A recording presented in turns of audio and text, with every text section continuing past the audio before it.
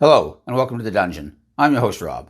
In today's video, I was supposed to do a Hulk build, but honestly, we just know I'm going to take a bunch of Barbarian or maybe some like Ruined Knight or something like that. So instead, I wanted to do a follow-up to my video last time, our Saltmarsh campaign, where I'm going to be playing a Sorlock. And basically, I just wanted to kind of outline my career path that I want to build with this character, but also ask for some advice, because there are some questions that, I don't know, I could use some input on, because some of the choices are a little tough. So, as I explained in the last one, I'm playing a human. I took the Fey Touched feat at level 1, which moved my charisma up to 16. I also have 16 dex and con, and I have 15 wisdom because we rolled for stats. I have 7 strength, so you know what to expect. So I bumped all those two to 16, and then used Fey Touch to put the charisma up to 16 as well. So wisdom's still at 15. We're currently level 3. I'm going Aberrant Mind Sorcerer, and I'm planning to multiclass into Warlock just for 2 levels, and then all the way back to Sorcerer. Usually, I would like to start Sorcerer, get the Constitution Proficiency saving throws, and then probably take my 2 levels of Warlock, then back to Sorcerer. But in this case, our Dungeon Master kind of wants us to have more like roleplay story type elements to our characters, which is fine. I think it's mostly because he loves Greyhawk and he just really wants this one to be extra special. Plus, it's probably going to be our last 5e campaign before the new edition comes out, right? So, you know, do it right, you know?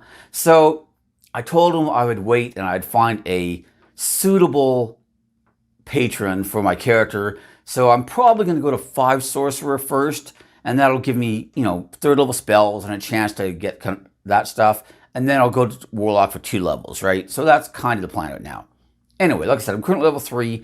The main concept of this character that I want to use is I want to have some battlefield control type spells, like those persistent damaging type of spells, right? Like Hunger of Hadar. I'm going to get that off the Aberrant Mind spell list. I don't think I mentioned I was Aberrant Mind yet, but I am. And then we're going to go with Hexblade Warlock, mostly for the armor and the shield, and for Hexblade's Curse, not actually so we can use Charisma as our attacking stat, because this is going to be a caster. But I figure might as well be casting spells at the back in half plate and a shield, because that's even better, you know? So anyways, that's going to be the basic idea, right? We want to use those kind of spells, usually a concentration spell, and then we're going to use things like our Eldritch Blast with Agonizing and Repelling Blast to push things back into these area of effects, right? So for example, Hunger of Hadar. We cast Hunger of Hadar. It does some damage. It also blocks vision because it creates darkness, all that stuff, right? It's nice. The problem is, though, guys just move out of it. And by and large, it's difficult to push them back in. But if we have Repelling Blast, we can just push them back in again. Better yet, because we have meta magic, we could do something like, let's say you open the door, there's 6 enemies in the room, right? But because of the way they're situated, you can never hit more than like 3 of them with your Hunger of Hadar, right? You can get the 3 at the back, you can get like 3 if you put it in the middle, or you can put 3 at the front, but you can never get a 4th guy in there, right?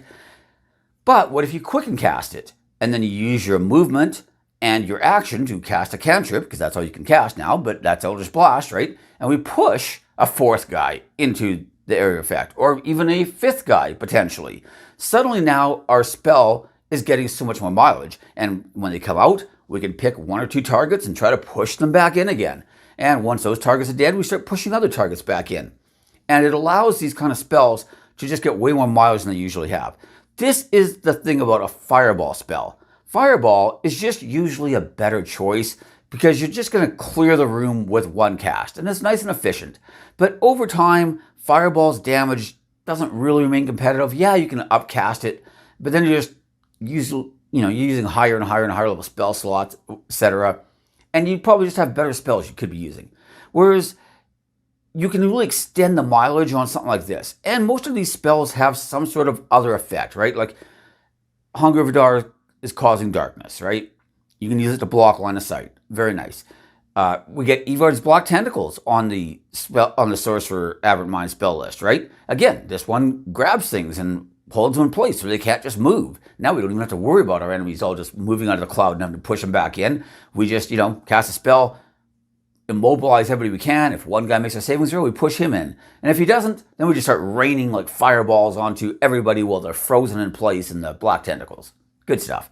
But anyways, like I said, they have somewhat of an effect, right? Like, Sickening Radiance, for example, causes levels of exhaustion and stuff, right? So usually these spells have some other effect, which is also very nice in addition to the damage. The problem is that usually we can only apply that effect like once or maybe twice in a fight. Our plan is to just keep applying it over and over again until they either die from damage or die from the effect. So that's going to be the basic concept.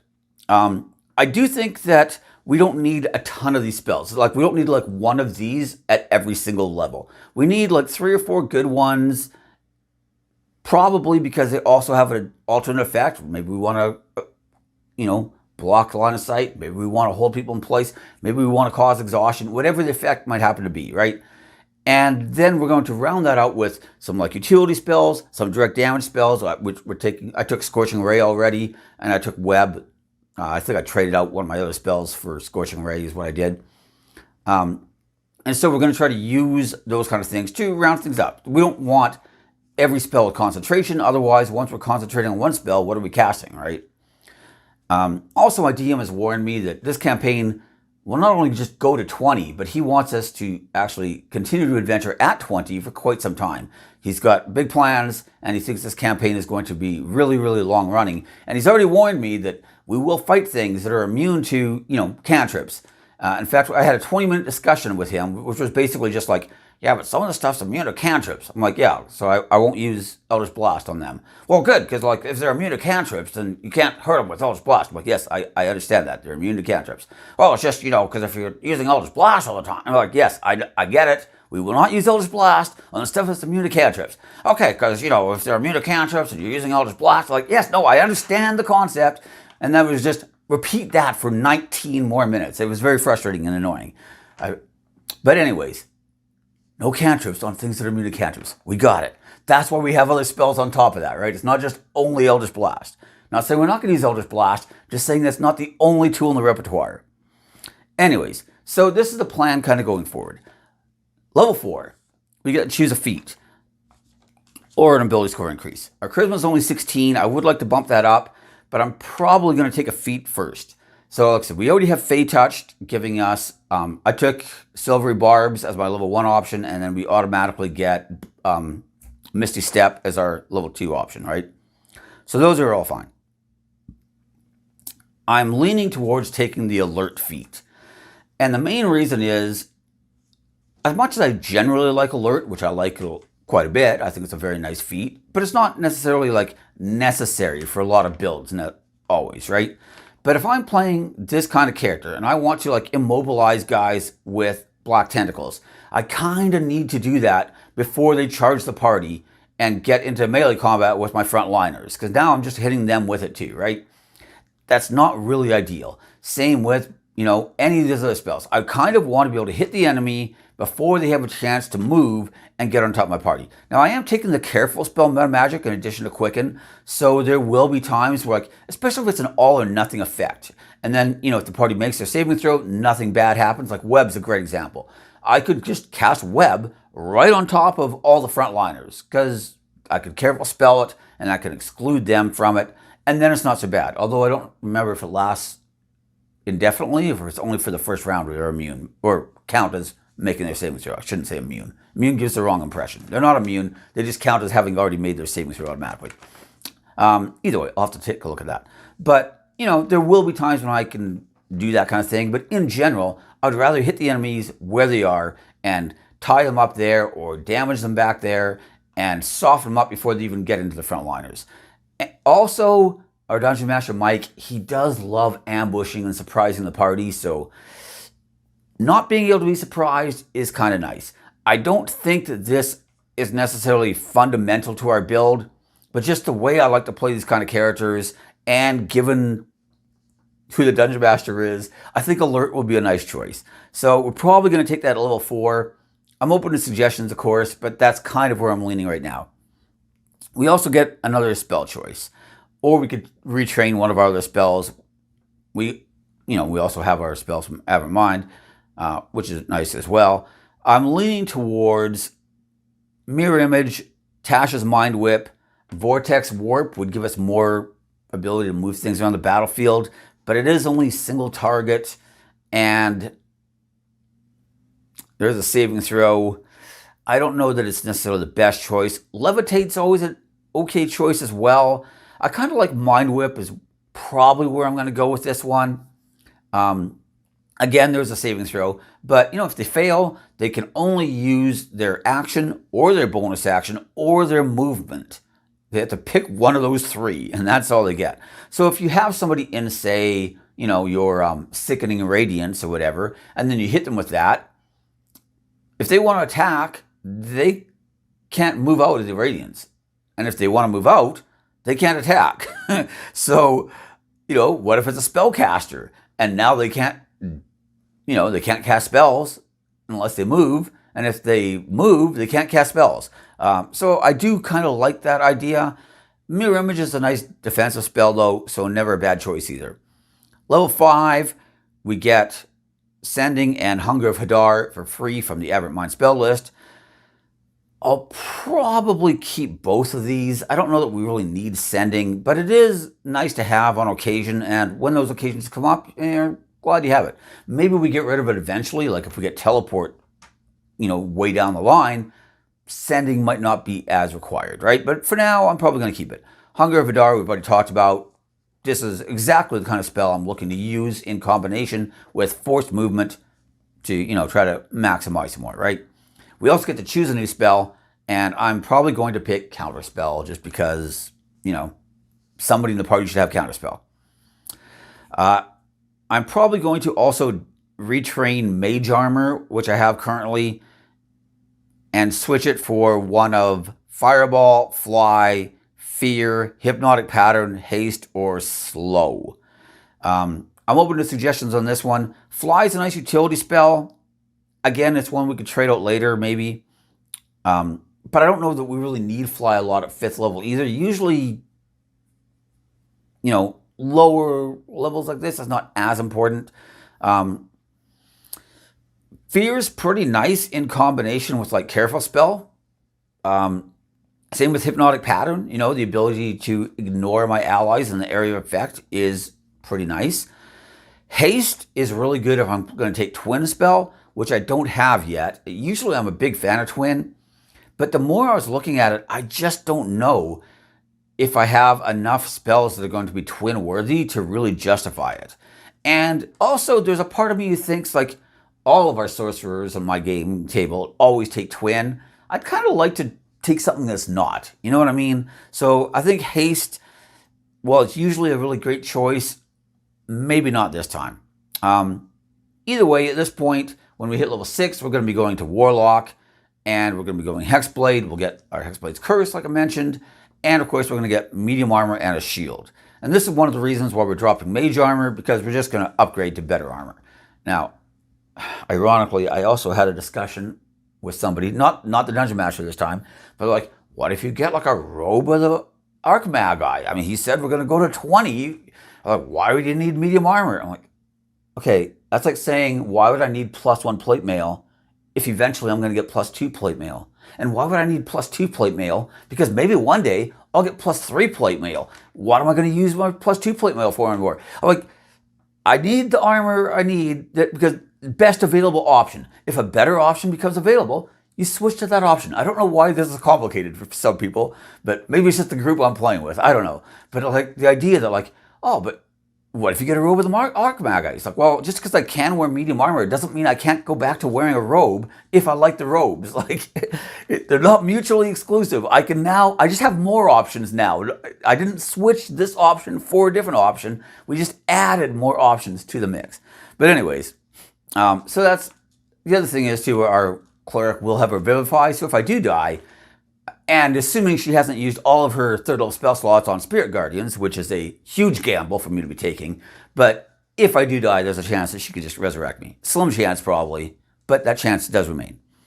7th level, we're just going more Warlock, of course, because now we're getting our invocations. From this point on, I'm just going to talk in terms of sorcerer levels. So if I say level 6 or 7 or 8, we're talking sorcerer. But just bear in mind, we do have 2 levels of warlock, on top of that, right? So if I say we're maxing out at 18, it's because we have 2 levels of warlock. We're still level 20, right? You get the drift. Anyway, so at sorcerer 6, we're getting our subclass feature of sonic spells. I quite like this subclass feature. It's quite good. We also get to learn a new spell. So we're probably going to choose whatever was left from the fireball, fly, hypnotic pattern, fear, haste, slow. We'll pick whichever one of those we didn't take the first time. We'll pick a different one of those. And, sadly, we're going to have to leave the rest behind. But we'll pick something else from there. Level 7, we get Summon Aberration and Evard's Black Tentacles from the Aberrant Mind spell list. I love both of these spells. Black Tentacles we've already talked about. Again, area denial plus some damage. Perfect for what we're looking to do with this character. Summon Aberration just gives us a really nice summoning spell, which is something that sorcerers do not have, by and large. It also scales quite nicely. So if we're fighting Vecna, and he turns out that he's not only immune to my cantrips, but he's immune to a bunch of my other lower level spells too, and I don't want to spend all my spell slots blasting him, I could be like, well, I'm just going to cast Summon Aberration, but maybe I do it's like a 7th or 8th level spell slot. Usually I think that'd be a waste. But if he's just going to counterspell everything I try to cast, then, maybe that's not so bad, right? Either way, having a nice summoning effect or creature is pretty good. Duration of 1 hour is not bad, and it does give us 3 options, all of which are pretty decent.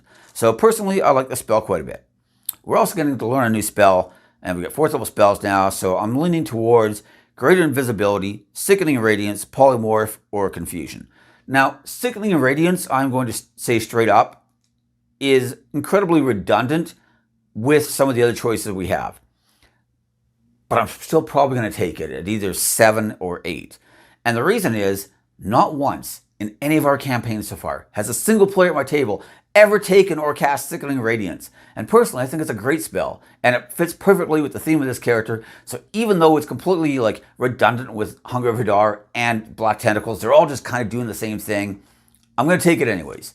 It also gives me, if we take the Transmute spell Meta Magic later on, which I might, it does give us another damage type that we could potentially transmute spells to, right? Because it's radiant damage and, instead of cold, acid, fire, whatever, all the common ones, right?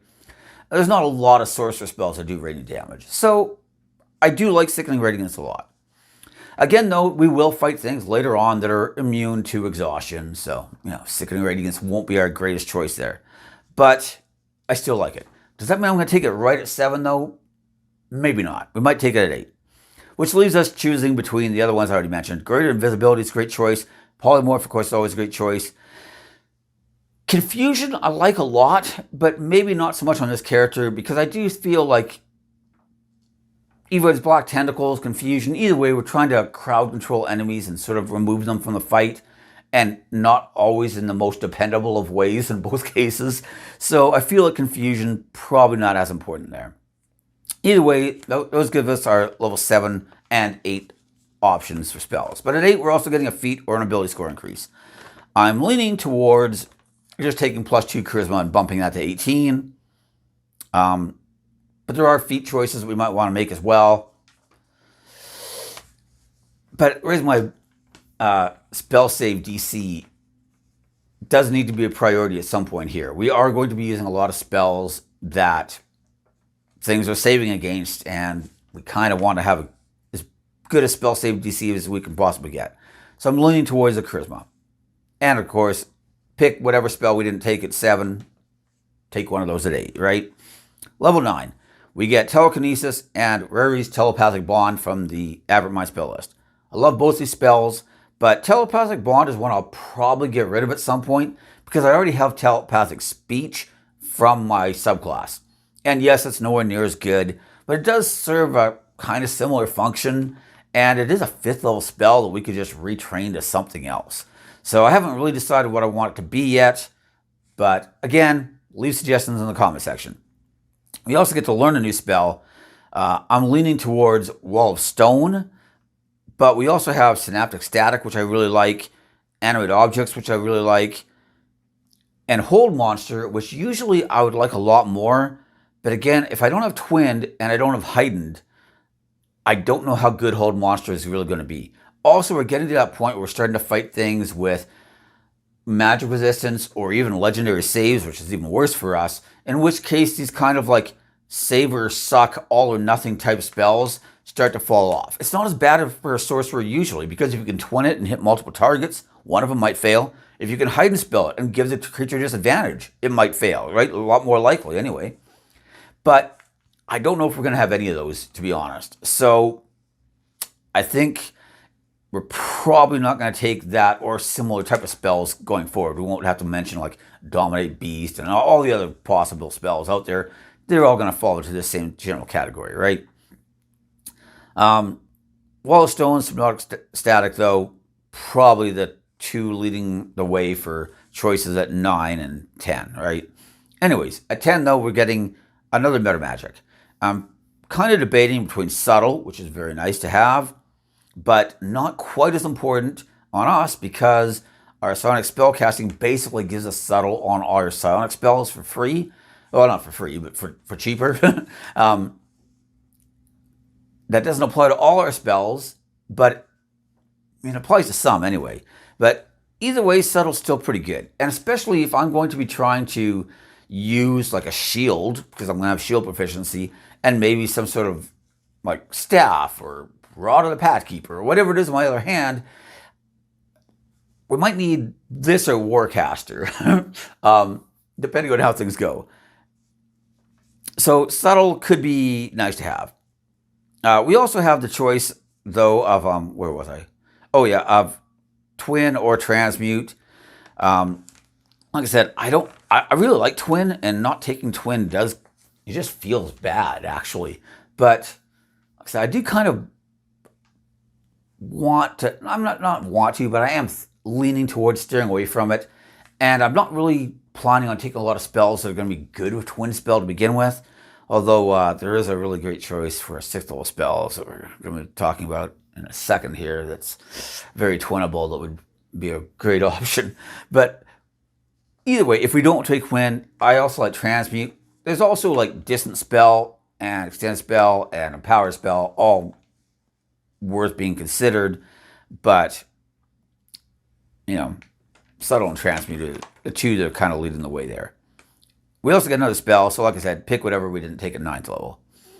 Level 11, we get another spell, and basically that's going to be it. But it is a new rank of spells. We're getting 6th level spells. So this is my short list of spells here. Chain Lightning, good damaging spell. Fizban's Platinum Shield. I really like the spell. It's a great defensive spell, and it works really nicely with Twin Spell. So that's the one I was just mentioning a minute ago that we might want to consider. But we also have Mass Suggestion, Scatter, which, if we're planning to move guys around the battlefield, Scatter is perfect for this, and does it in a different way as well, which is kind of nice, right? I don't mind Mental Prison as well. It's only single target, but it is an intelligence saving throw. Again, if they have legendary resists or magic resistance, probably not our best pick. That's why I put a question mark behind it in brackets, because, I think it is kind of a weaker choice. Sorcerer 12, we get another feat. I'm leaning again towards taking the +2 Charisma, assuming we took Charisma last time. This will max a Charisma at 20. We do not learn a new spell. Fortunately, we went Aberrant Mind, so we do have a bunch of spells from 1st to 5th level to help round out things, because this is where things start getting rough for sorcerers, where you start gaining new spells, like when you get a new spell rank, essentially. Oh dear.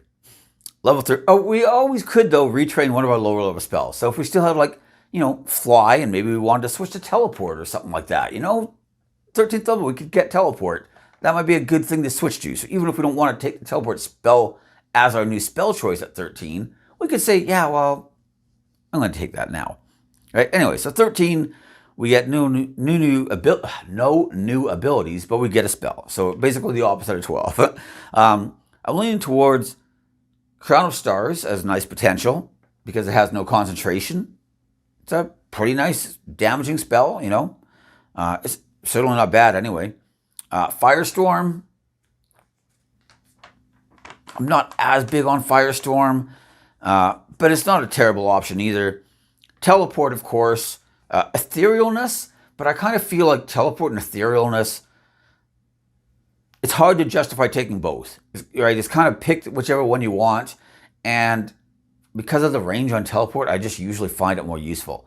But that being said, there's nothing like using etherealness on your party and then exploring a dungeon while nothing can attack you and just making your dungeon master quite angry. That is a fun experience. Just be worried that they might be the kind of person who wants revenge for that kind of thing, and suddenly you're fighting Orcus, and you weren't expecting Orcus. Anyways, reverse gravity is another one on the list here that I consider.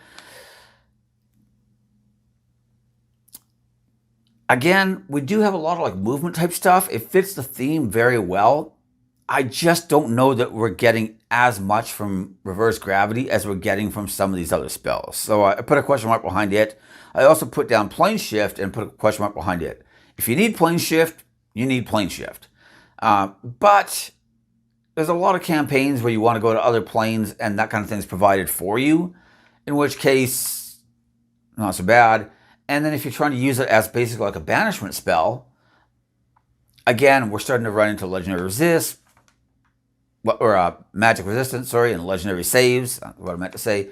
And again, the usefulness of plane shift, while still great as a party mechanism to go to other planes, does lose some of its combat effectiveness.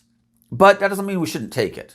I think that as a utility spell, plane shift is phenomenal. So, my short list, I guess, from the longer list would probably be Crown of Stars, Teleport, Plane Shift. Those would be my three that are probably leading the way. Feel free to leave suggestions on which one you think should win out. Level 14, we get our subclass feature, Revelation and Flesh. These are all pretty nice abilities, and we get all of them for one ability. Good stuff. Which is nice because we, once again, do not learn a new spell. Level 15, though, we now get 8th level spells. I was going to say the short list for 8th level spells, but to be honest, we only have like 8 spells on the list, I think, so it's already a short list. So shortening that list down even more, we've got Demiplane, Incendiary Cloud, Dominate Monster. Again, if I don't have Twin, I don't have Heightened, probably not, right? But I did want to at least mention it. If you're building a similar character and you did want to take one of those things, Dominate Monster is a very strong choice. It's just for what I'm looking at, given the number of limited choices we have at these higher levels. Demiplane is just really useful. Incendiary Cloud really does fit our theme of pushing things into persistent damage effects. However, I don't know that we need another one. Incendiary Cloud does a lot of damage, though, which is pretty nice. So there is that. The cloud also moves on its own. We get to just steer the direction, but it can move 10 feet. That can also be useful when we're also moving enemies as well, right? So, it's almost like 2 for the price of 1 in some cases. Granted, sometimes we don't want it to move, but, c'est la vie. I also put down Sunburst. Thank you, phone. Sunburst and Earthquake. Both as possibilities, but I'm leaning towards Demiplane more than any of them. Granted, Demiplane is the kind of thing that you could use a wish spell to duplicate next level, in 2 more levels, but, so are all these other ones, right? So, whatever. At this point, I think Demiplane's pretty decent. We're also going to store all my clones of me and all my party members that we used Wish to create, come on. I can only use 1 time, all right? 1 spell per day. So if I'm creating a Demiplane, where am I going to put the clones? I need to create the Demiplane and create the clones, and then we just store them in the Demiplane. Anyways, level 16. Of course, we, once again, get no new spells, but we do get an ability score increase, which in our case is going to be our feat, which in our case is going to be our final one, because we're not going to get the one at 19, because we're going to cap out at 18 Sorcerer, 2 Warlock, of course, right? So these were the ones that I put on the list. By the way, I should mention, these are ones that we could consider taking ahead of the Charisma bonuses as well, right? I put down Spell Sniper. I consider this one to be very questionable, though. we will be using a lot of spells that require hit rolls, like Scorching Rays, Eldritch Blast, of course. Having Spell Sniper is really nice for those kind of spells. And those will be a big staple of our repertoire. But we're also going to be using a lot of AoE spells. And if somebody's hiding behind 3/4 cover and you drop a Sickening Radiance on him, he's going to have to leave that cover. Like he just is. Otherwise, he's going to die from damage or exhaustion. Oh, I should have had a water here. Oh well. Either way, though, Spell Sniper still worthy of consideration. Warcaster. I alluded to this earlier, but we're getting to those levels now where things like Staff of Power, Staff of the Magi, these aren't just a crazy pipe dream. You're at the levels where you could actually get that kind of thing, right? And if I got my Staff of Power in one hand and my +3 shield in the other hand that I don't want to give up because it's giving me 5 armor class now, I might either have to burn all my sorcery points, constantly using Subtle Spell to get rid of things like somatic components, or I can take Warcaster. And Warcaster is pretty good. Usually I would prefer to take it earlier because it's going to help us with our concentration saving throw. But I will have decent armor. I've got a shield, medium armor, the shield spell. I've got absorb elements in case I get hit by like Dragon Breath or something like that. I've got silvery barbs in case the DM like crits me with a Storm Giant on a nat 20 or something. I have other ways I could deal with things. I'm also going to be way at the back. So getting hit a lot and losing concentration when I already have Constitution saving throw proficiency, I'm not as worried about. It's really more, usually for the casters, it's more about saving your concentration, right? For the melee paladin types or Gish types, where you're like, I'm going to go paladin sorcerer, I'm going to cast spells and have a long sword and a shield, right? And then Warcaster becomes a real concern, right? I'm more in the second camp, despite being a full caster. The other one, though, is Metamagic Adept. Again, this is one I would like to take earlier, but we could potentially take it at like 4, 8, or 12, but as for which metamagics we'll take, consider the same list we already talked about earlier with our choice of things like, twin, distant, etc., right? In other words, basically just pick whichever 2 you wanted to take by now and still haven't, and take them now. Except remember, we will get a Metamagic for sure at level 17. So we do have one more choice coming up here. Either way, though, 2 more sorcery points, 2 more Metamagics, never a bad choice for a sorcerer. The last one I put down is Resilient Wisdom, which may seem like a weird choice at the beginning. But remember, I mentioned at the start of this video, I have 15 Wisdom. And bumping that to a 16, plus gaining proficiency on Wisdom saving throws, since we're already like level 18, would go from a +2 Wisdom save to a +9 Wisdom save. That is a huge swing. And if we're really going to be fighting a lot of Demon Lords and Archdevils and evil demigods like Ayas the Old and guys like that, a lot of these things do have like fear effects, terror effects, confusion effects, other things that you might want to have a good Wisdom save on. So it is a bit of a sleeper pick, but I definitely think that it's one that I should at least consider. So I figured I'd mention it here. And as usual, give me your own thoughts and input on it. Anyways, this video is getting long, but we're almost there. We're level 17. We've only got one more level to go after this one. 17. We're getting another Metamagic. So, like I said, subtle, twin, transmute, distant, extend, empower, whatever we're still looking for, take that now. We also get one new spell choice, but we already know my spell choice is going to be Wish. That's not even debatable. However, at level 18, we get no new spells. But we do get our final subclass feature, which is Warping Implosion, which is just more battlefield control and kind of exactly what this character was built around. So it's kind of a perfect capstone, considering we don't get the actual capstone. And even though I said we get no new spells, we may want to just retrain one of our other sorcerer spells for another 9th level spell. Because I find sometimes with Wish, I tend to try to like save it, and then we get to the end of the day and I realized I haven't cast Wish yet, so then I cast Hero's Feast or something with a Wish spell, which is not a bad choice by any means, right? Or Mordenkainen's Magnificent Mansion or whatever else I feel like casting now that it's the end of the day. But I do find that I sometimes just save it looking for that perfect occasion.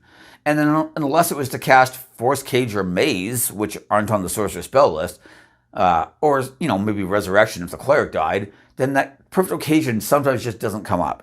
So having a second option as a 9th level spell to cast instead of Wish, I don't think it's a bad idea.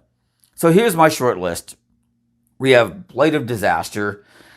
I love this spell, but I'm kind of leaning away from it because I might end up just casting Blade of Disaster instead of Wish, and then I'll have the opposite problem, where I never have Wish available.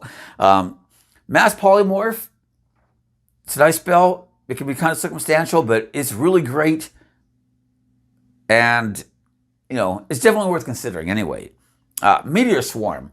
Again, there will be times when you just want to nuke an army. And nothing is better than that than Meteor Swarm. Granted, we could cast Earthquake, or we could Wish and simulate Earthquake. But we can't do Meteor Swarm, because that's a 9th level spell. So we could just take Meteor Swarm, though. And then we have it.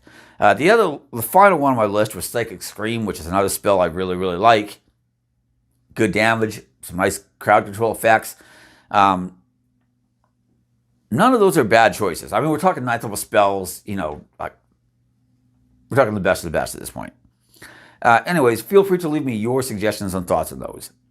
I did a video once where I talked about Wish specifically and things to do with your Wish spells. So, I might have to rewatch my own video to refresh my memory on that. But in general, I really do like Wish a lot.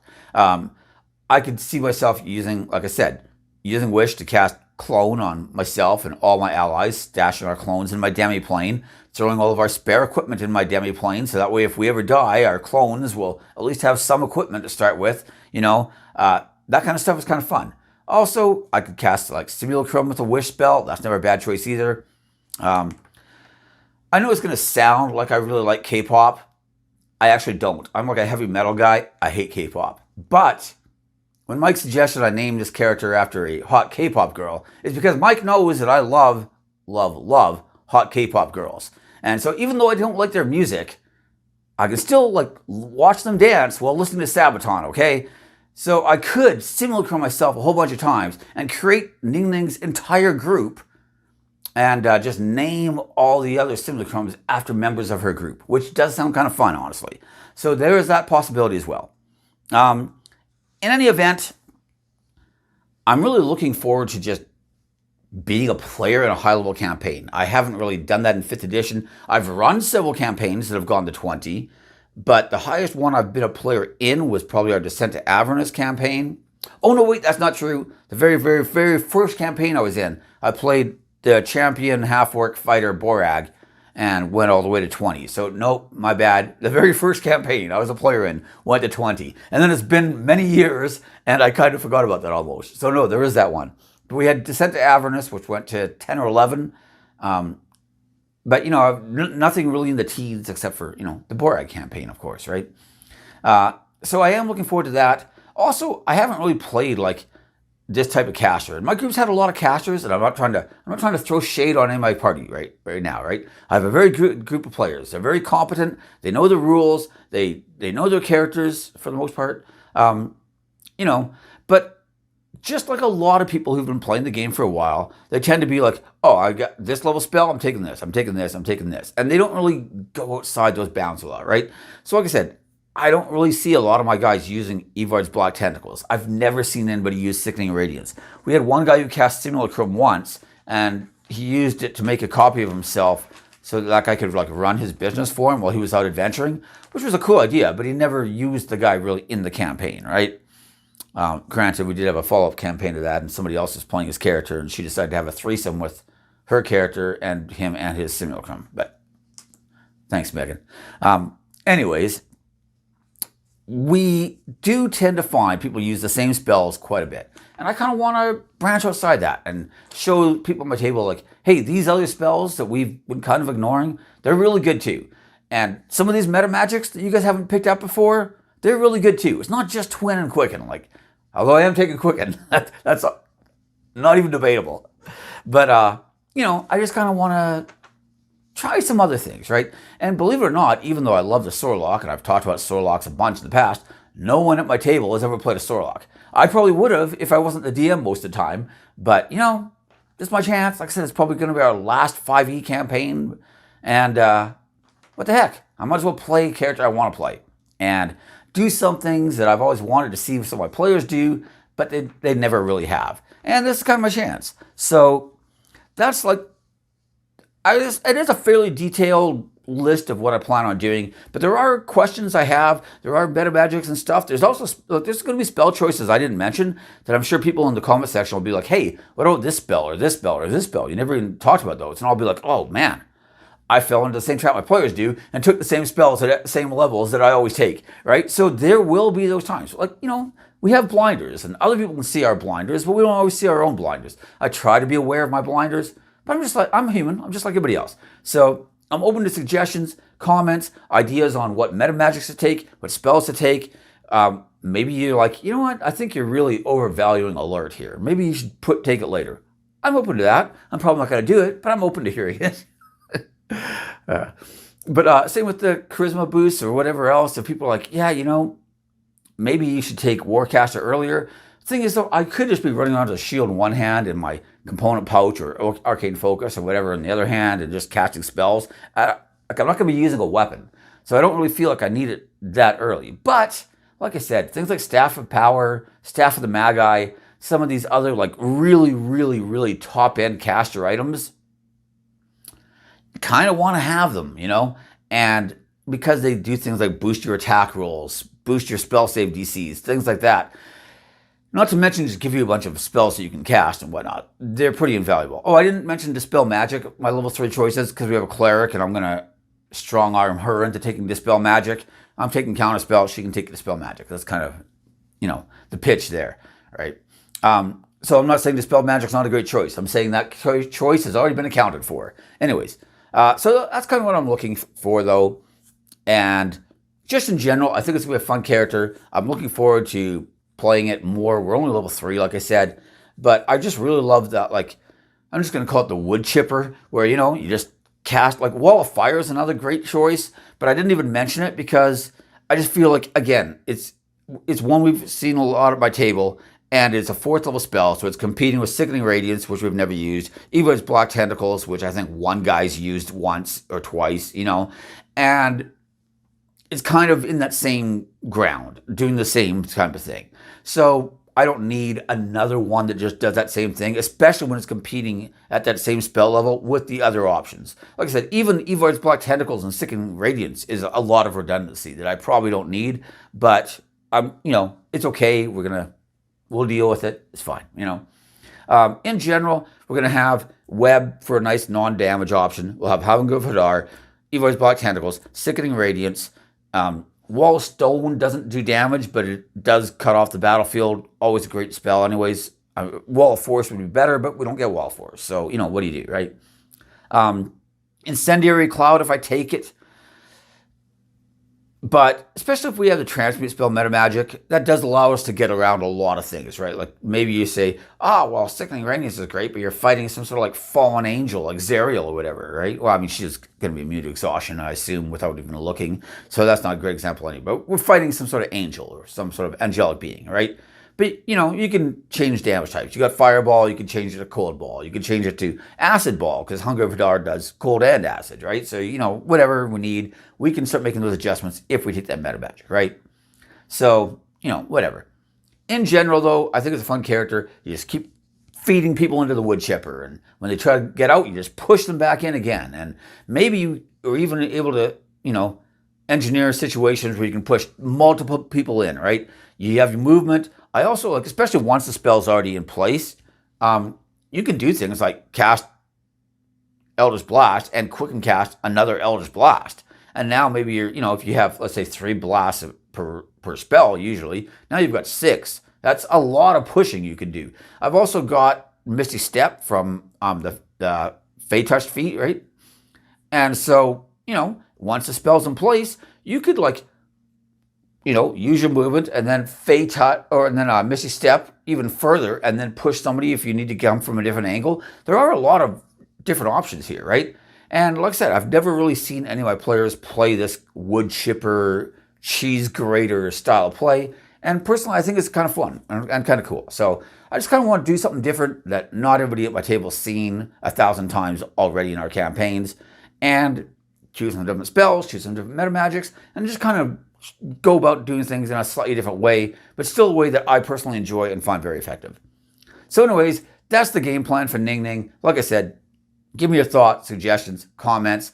I look forward to hearing them all. I'm sorry this video was so long. I didn't expect it to run this long, but I did a lot more talking about abstract ideas and specific spells more than I should have. But whatever. Thank you for watching, and I'll see you next time. Bye.